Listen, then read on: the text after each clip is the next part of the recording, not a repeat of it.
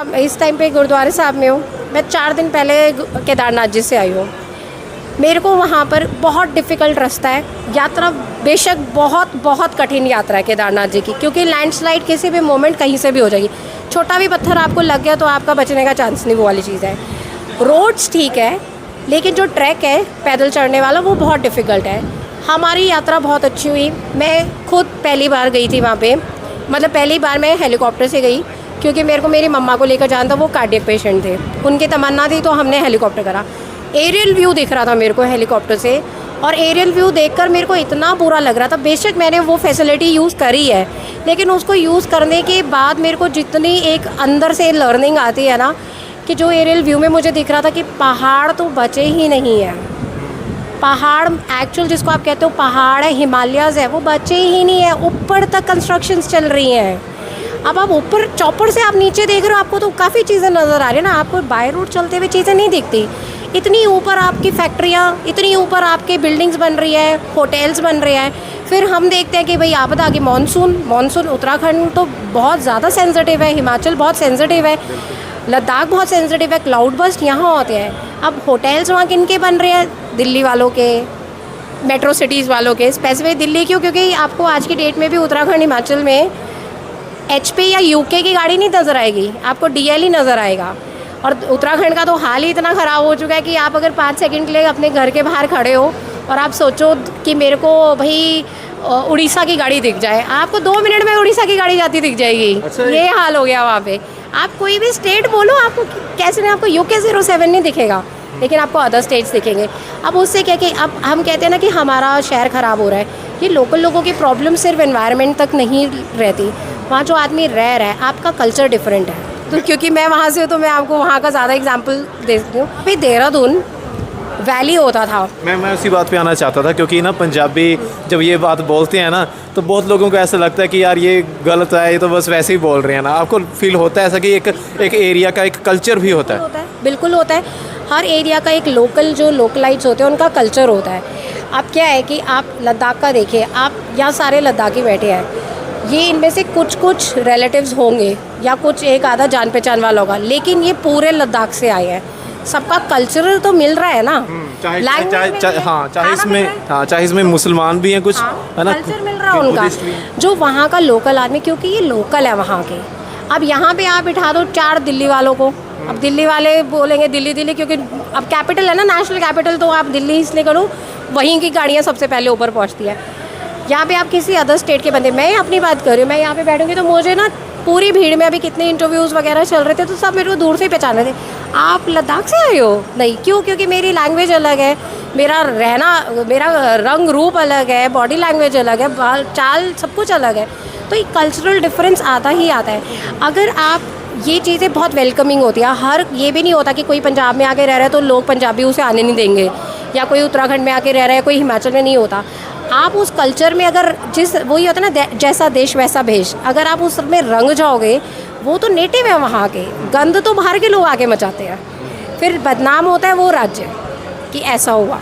तो अगर इन चीज़ों में आप जैसे लोकल, ये कहते हैं कि आप लोकल लोगों के थ्रू पूछो, क्योंकि जैसे मैंने आपको एग्जांपल दे रही थी लद्दाख की, क्योंकि हम इतना उत्तराखंड हिमाचल छोड़ो, अब लद्दाख में, लद्दाख में जो पश्मीना भेड़ होती है, शीप होती है ना, जिससे पश्मीना शॉल का आता है, वो जो बहुत फाइन पश्मीना होती है, जो रेयर, बहुत ही मुश्किल से आपको मिलता है वो पश्मीना, वो आपकी कुछ मुश्किल से, मेरे को एग्जैक्ट नंबर नहीं पता, लेकिन मैं ऐसी बात कर रही थी तो ऐसे कोई 30-40,000 वो भेड़ें बची हैं।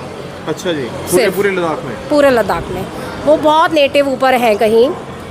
अब ये जो इस तरीके का इंडस्ट्रियलाइजेशन हो रहा है, या जिस तरीके की आप कह लो कि जो भी डेवलपमेंट, जो भी चीज़ का इनका इशू है, मेन मुद्दा है, अगर वो सब चीज़ें वहाँ हो जाती है तो वो भेड़ें तो बचेंगी नहीं। तो आप ये सोचो, जो वहाँ का नेटिव है, जो डिपेंडेंट ही उन भेड़ों पर है, जो आजीवन उन भेड़ों के बीच में रहा है, अब वो तो कहीं और माइग्रेट करके नहीं जा सकता ना।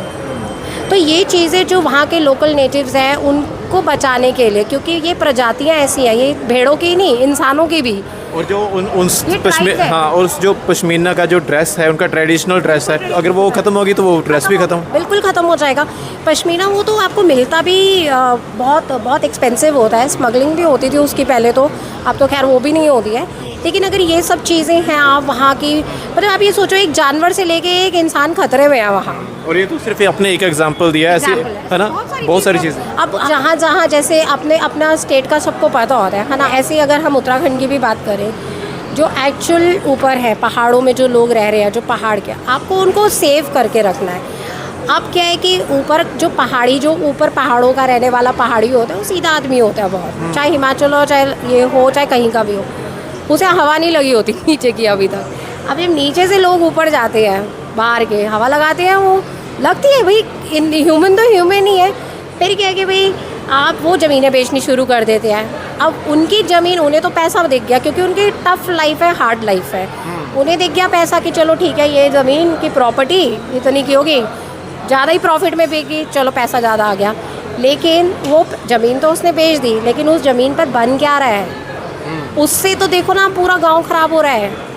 वो चीज़ें देखो। तो डेवलपमेंट का मतलब ये नहीं होता कि आप माइंडलेस कंस्ट्रक्शंस करते ही चले जाओ, ये नहीं है। मैं इस चीज़ की कभी नहीं हूँ। हमें हिमालयाज़ सिर्फ हमारे पास है, हमारे भारत के पास है हिमालयाज़। हमारे पास एक पूरी दुनिया की एक, जिसे कहते हैं ना कि आपकी अमानत है, हिमालयाज़ एक अमानत है पूरी दुनिया का हमारे पास, उसे सेव हमें ही करना है।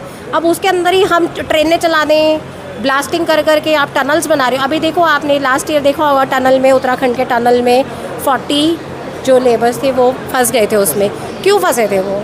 अब आप ऐसे ही करते जाओगे। अब देखो पहाड़ों में तो देवता भी बहुत होते हैं, जो लोकल जिनकी डेटीज़ होती हैं, जिनकी आप प्रेयर करते हो, वो भी बहुत होते हैं भाई, उनमें भी आक्रोश। आप उन्हें स्पिरिचुअल या रिलीजियस पॉइंट ऑफ व्यू से भी देखोगे तो बहुत फैक्टर्स हैं। तो उत्तराखंड, अगर मैं अपने स्टेट की गल करा तो उत्थे बड़ा बुरा हाल हो गया है। बेशक ਜਿਹੜਾ ਕਹਿੰਦੇ ਨਾ ਕਿ ਡਿਵੈਲਪਮੈਂਟ ਦੇ ਨਾਂ ਤੇ mindless construction, too much of distraction, ਪੇੜ ਕਾਟੀ ਜਾ ਰਹੇ ਹੋ। ਗਵਰਨਮੈਂਟ ਨੂੰ ਸੋਚਣਾ ਚਾਹੀਦਾ ਕਿ ਜੇ ਤੁਸੀਂ ਕੰਸਟਰਕਸ਼ਨ ਕਰਨੀ ਵੀ ਹੈ ਨਾ, ਕੋਈ ਇਨਫਰਾਸਟ੍ਰਕਚਰ ਲਈ ਕੁਝ ਵੀ ਕਰਨਾ ਹੈ, ਤੇ ਜਿਹੜੇ ਪੇੜ ਤੁਸੀਂ ਰੋਡ ਸਾਈਡ ਕਾਟ ਰਹੇ ਹੋ ਉਹਨਾਂ ਨੂੰ ਕਾਟਣ ਤੋਂ ਬਜਾਏ ਉਹਨਾਂ ਨੂੰ ਰੀਲੋकेट करो। भाई अपने इंडिया के इतने ब्रिलियंट माइंड्स हैं, आप उनको रीलोकेट कर दो, वहाँ से जड़ से निकालो उनको। जहाँ पे नहीं है जगह, जहाँ जगह है वहाँ लगा दो जाके। एटलीस्ट पेड़ कटेंगे तो नहीं ना। मैंने ऐसा लगता है कि आप हर रोज़ नई प्लांटेशन ड्राइव कर देते हैं बंदे ना, कि चलो पेड़ लगा कर आते हैं, ये करते हैं। एनवायरनमेंट डे आया, पेड़ लगाने चल दिए। अर्थ डे आया, पेड़ लगाने चल दिए। हरेला साडा पब्लिसिटी वास्ते ना ਉਹ ਸਿਰਫ ਵਨ ਡੇ ਵਾਲਾ ਇਵੈਂਟ ਕਰ ਦਿਆ ਹੈ ਨਾ। ਲੇਕਿਨ ਜਿਹੜੇ ਆਲਰੇਡੀ ਪੇੜ ਐਗਜ਼ਿਸਟ ਕਰ ਰਹੇ ਨੇ ਉਹਨਾਂ ਨੂੰ ਕਿਉਂ ਕਾਟ ਰਹੇ ਹੋ? ਉਹਨਾਂ ਨੂੰ काटन तो बजाय ਉਹਨਾਂ ਨੂੰ रीलोकेट करो। हर इंसान, आप आज भी मैं देख रही थी चंडीगढ़ में भी हम ये प्रोटेस्ट करते, लोग आ रहे थे, सर से मिलने आ रहे थे, सोनम सर से बड़े एक्साइटेड होकर आ रहे थे कि भाई प्रोटेस्ट चल रहा है, हम आ रहे हैं कि हम भाई सहयोग करेंगे। टू माई सरप्राइज़, मैं थोड़ी सी सरप्राइज़ थी क्योंकि जेड़े बंदे आ रहे थे ना सब इंडिविजुअली इनोवा लेके आ रहे हैं, फॉर्चुनर लेकर आ रहे हैं, इंडिविजुअल बंदा एक को गाड़ी चाह रहा है। तो ये सब की है, ये सिर्फ बोलना दिखावा नहीं करना होता इन्वायरमेंट। अगर आप सच में इन्वायरमेंट को मानते हो, आप इंटरसिटी तो कम से कम 2 व्हीलर पे चलो, 4 व्हीलर, क्योंकि कितना इमिशन हो रहा है आपका। तो ये सब चीज़ें जो है, जो आम बंदा नहीं समझता, उसको लगता है हमें सहूलियत मिली, हम उसका इस्तेमाल करें। ऐसा नहीं होना चाहिए, बिल्कुल नहीं होना चाहिए। तो ये चीज़ें जो लोग, जितने हमारे जो लीडर्स होते हैं, पॉलिटिशियंस होते हैं, उन्हें नहीं पता चलता क्योंकि ये लोग तो हेलीकॉप्टर से चले जाते हैं। अगर एक्चुअल में आपको समझना है कि क्या ग्राउंड रियलिटी, आप बाय रोड आओ।